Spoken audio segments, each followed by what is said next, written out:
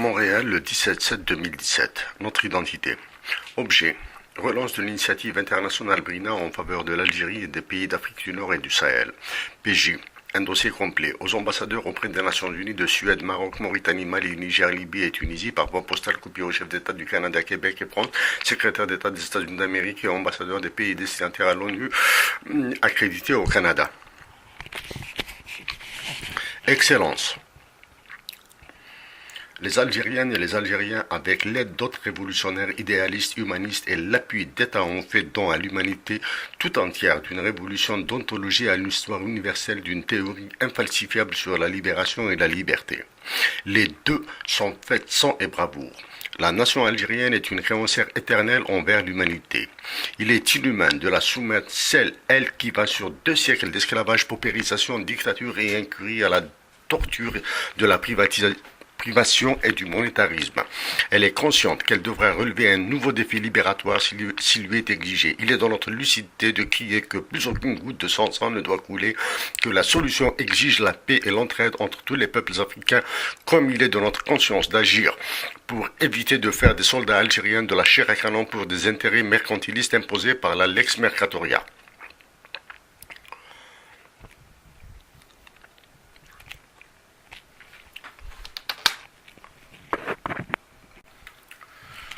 Comme il est aussi de notre devoir de lui faire prendre connaissance de tous les accords et protocoles internationaux en usage comme celui de Kimberley pour contrer les belliqueux et que ces richesses naturelles ne devront plus faire l'objet de marchandages de néo-accords du type de ceux de Berlin 1885 ou d'Akhnakari 1928.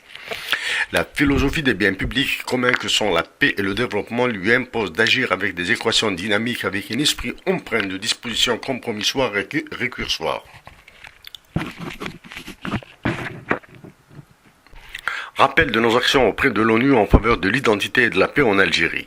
En avril 2014, à l'Université de Montréal, en accent volontairement sur le sud algérien, nous avons démontré les bénéfices pour la paix, les droits humains et le développement durable de l'exploitation du caractère ancestral de l'identité amazigh, berbère, tant pour l'Algérie que tous les pays voisins. Dans cette démonstration, nous avons déduit la dangerosité de la politique monétaire de la Banque centrale d'Algérie.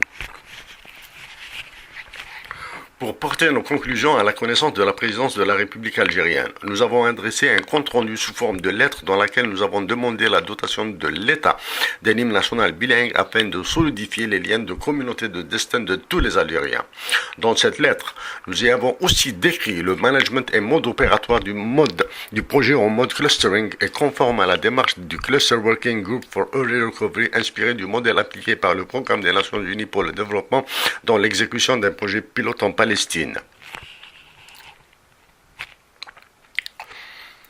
Entre-temps, la présidence de la République a proposé à 2 reprises un avant-projet pour une nouvelle constitution.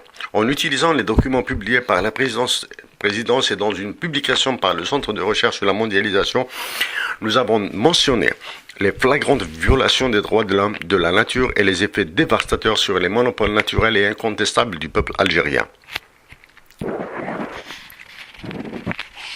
Alors que la clairvoyance politique, dans le souci de la complétude de la paix, dictait l'institutionnalisation et la dotation de la République d'un hymne national bilingue dans la continuité des accords de paix concorde nationale, rendu possible grâce au contrat national Rome, dans une inqualifiable formulation, l'identité amazigh a été constitutionnalisée, laquelle a ouvert la voie béante à toutes sortes de manipulations politiciennes qui sont devenues présentement explosives.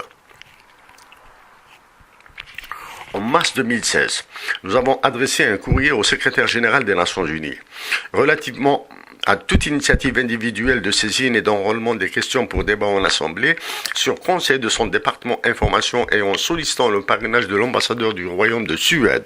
Nous avons alerté à la fin du même mois les ambassadeurs des pays d'Afrique du Nord, du Sahel et des chefs d'État.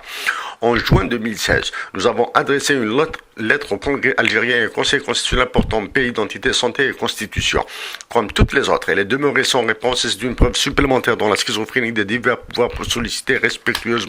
Ils dénient, interpellés, ils deviennent ombrageux.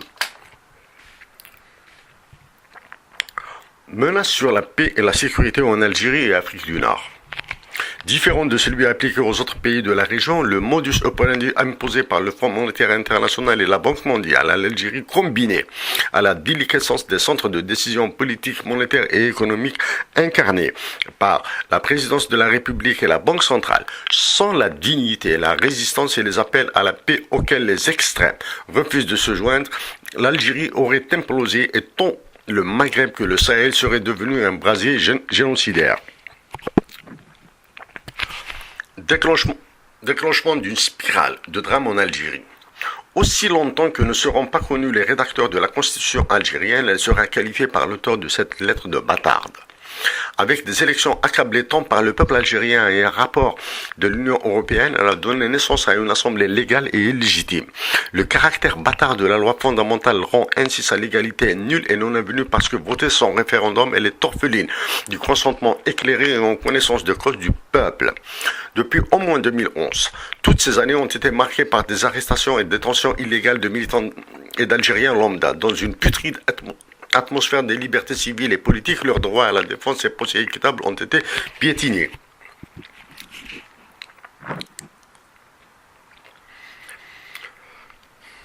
Dans une corrélation vérifiée, immédiatement après la clôture des congrès à Libye international sur l'économétrie organisés sous l'autorité académique du prix Nobel en économie Jean Tirole, en rejetant toutes les voies violentes souhaitées par des courants mafieux, des incendies à ne pas douter du caractère criminel de certains foyers ont ravagé toute la Kabylie, l'intérieur et la maritime. Des victimes ont été déplorées. Des maisons et des cheptels et des infrastructures économiques ont été détruits. Dans une région sous l'emprise d'un patronat comprador et de mafia, les conséquences sociales qui s'accumuleront au précédent exacerberont les inévitables tensions et les malaises futurs. Pour notre part, nous continuerons à appeler à la paix, à la solidarité et au partage. Parce que c'est un droit humain. La santé ne peut être qu'un bien public universel. En ce mois de juillet, selon l'agence de presse officielle, le gouvernement a suspendu la présentation du projet de loi sur la santé. Ce qui n'est qu'un artefact parce que la dévaluation du dinar, l'inflation importée, la corruption et l'abandon des structures sanitaires publiques, les coûts seront brûlants pour les patients. S'ajoutant à ces drames, dans une théorie du choc digne de celle appliquée au Chili, une hyperinflation dont les appels au secours de malades est visible. De plus, un nouveau fascisme, celui de rap de kidnapping d'enfants prend des allures ahurissantes. Derrière cette monstruosité pourrait se cacher la traite d'humains et le trafic d'organes. Si les précédents rapts ont été signalés dans des villes, ces derniers temps, ils se sont déplacés vers les villages dépourvus de structures et effectifs de sécurité. La dernière disparition d'adolescents signalée s'est produite à Boujlil, un village enclavé dans le sud-ouest du département des Badjaya. Au lieu d'essayer de comprendre toutes ces catastrophes et de prévenir d'autres dans une indignité causée par le caractère cupide du montant de députés et sa nature clientéliste, aucune action n'a été déclenchée par ces prétendus élus. Au niveau international, dans la région, le dernier événement, juillet 2017, est la fermeture par la Mauritanie de sa frontière avec l'Algérie. En plus de l'incapacité de cet État à faire face aux crimes organisés et mouvements terroristes, cette décision souveraine qui mérite notre respect accentuera la pression sur les autres points de mouvement. Dans une inhumaine version de la politique européenne de voisinage qui est passée de la défensive à l'offensive et imbriquée dans les politiques de l'Union pour la Méditerranée, ces ravageuses répercussions, le racisme et la xénophobie inconnus avant en Algérie se pratiquent et s'expriment violemment. L'inextricable situation en Libye. Des informations font état de recrutement de mercenaires. L'absence de leadership politique régional n'éviterait pas sa partition. Pour protéger ses sources d'approvisionnement en matières premières à bas coût et à salaire esclavagiste. Sous le fallacieux argument de lutte contre le terrorisme international que paradoxalement elle alimente, la présence néocolonialiste des forces armées françaises au Mali rend âpres les processus politiques régionaux indispensables pour le retour à la paix. La conjonction de tous ces facteurs a transformé le Sahara algérien et les voisins, ses habitants et toutes les populations nomades ainsi que les réserves naturelles qui s'y trouvent considérées comme patrimoine de l'humanité en un gigantesque four. Ailleurs dans le monde, la France, ce pays devenu celui de l'impunité des criminels. Après la série de renouvellements de chefs d'État, l'élection d'Emmanuel Macron en France est celle qui pèsera le plus dans ce document. Il est dans le sillage de ses prédécesseurs. Il ne lui manque que de ne pas s'opposer à des exécutions ciblées. Nous rappelons que dans une lettre tribune qui lui a été envoyée durant la campagne électorale et publiée par le Centre de recherche sur la mondialisation, nous lui avons exprimé nos vœux de succès et dressé une liste de jeux et enjeux clivants entre son pays, le nôtre et toute l'Afrique du Nord et pays du Sahel. Elle a été suivie d'une lettre pour le féliciter et l'informer que des initiatives internationales seraient entreprises. La récente et abjecte exploitation de la détresse humaine par le président français en faisant allusion à l'indice synthétique de fécondité nous oblige à lui apprendre qu'un indice synthétique de fécondité élevé comme celui du Niger et qui est supérieur à 6 a au moins 3 qualités. Il infirme la théorie de Robert Malthus, met au devant la solidarité coutumière des Africains et par esprit philosophique la dignité et celle enseignée par la pauvreté. Indépendamment des conditions de culture et religion en usage dans ce pays. L'économiste américain Gary Becker a obtenu son prix Nobel grâce à New Home Economics, dans laquelle il a démontré la relation négative entre les revenus des foyers, ménages, et le nombre d'enfants. Ce n'est point à cause du manque de ressources naturelles et d'intelligence si les revenus des Nigériens sont très bas, c'est à cause de la prédation conduite par la France dont sont victimes ce pays et les autres, y compris l'Algérie. Avec une ISF de 1,93 2016, inférieur au seuil de renouvellement des populations, la France serait plus avisée de considérer une immigration native de ses anciennes colonies du Sahel.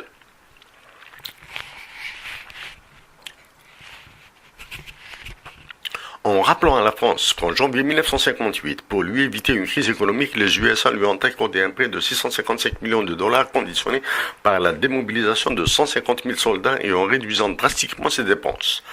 Par conséquent, les Algériens de maintenant sauront identifier leurs partenaires et alliés. De plus, sans la génocidaire monnaie qu'est le CFA, à cause de sa perte de souveraineté sur sa politique monétaire soumise à la règle d'or, sa très faible compétitivité mesurée avec son solde des investissements de et à l'étranger avec ses balances de paiement structurellement déficitaires, sans les ressources naturelles comme l'uranium et la mainmise de son trésor public sur les opérations financières de ces pays, la France aurait explosé l'Europe. La baraka et l'argent de l'Algérie au secours de la France. Dans une coïncidence qui n'a échappé à personne, craignant l'émancipation de la Guadeloupe après avoir tergiversé en accordant un budget de l'ordre de 6 millions d'euros sur les 2,4 milliards que cette colonie a exigé, un déplacement du dernier Premier ministre du précédent quinquennat à Alger a, dans une coïncidence faite de baraka, d'argent ou des deux, permis aux Guadeloupéens de bénéficier de 3 milliards d'euros. Nous disons au président de la France que la vulnérabilité actuelle de l'Algérie est éphémère. Son éternité est assurée par son immaturité. Nous défendons le doublement de sa population sur un horizon de 40 ans. Dans notre initiative de mars 2016, auprès du secrétaire général de l'ONU et d'ambassadeurs que nous avons codifié sous le nom LOND 2, sur la base des richesses naturelles algériennes et africaines, Brina dans sa forme courte, et dans notre étude sur les impacts économiques du Tamazight, nous avons proposé une monnaie sous le même nom, laquelle sera ancrée sur l'air et la terre et qui valorisera par accord multilatéral les exportations des richesses de toute l'Afrique du Nord et pays du Sahel. De ce qui précède, attends, il respecte en Algérie des caractéristiques fondamentales de la démocratie telles que définies par l'Argentin Guillermo O'Donnell et qui sont l'indécidabilité des libertés politiques, la possibilité permanente d'élargissement ou de retrait des droits civils et sociaux et la question des options qui permettent d'exercer la capacité ainsi que son caractère incivil. En faisant appel au gouvernement fédéral et provincial du Québec et essentiellement du Québec en faisant appel à la réputabilité du Royaume de Suède et au courage d'ambassadeurs africains accrédités auprès des Nations Unies pour le recouvrement de la dignité des Africains, en plus de tous les droits, dispositions et mécanismes internationaux mentionnés dans le document joint en annexe et en vertu des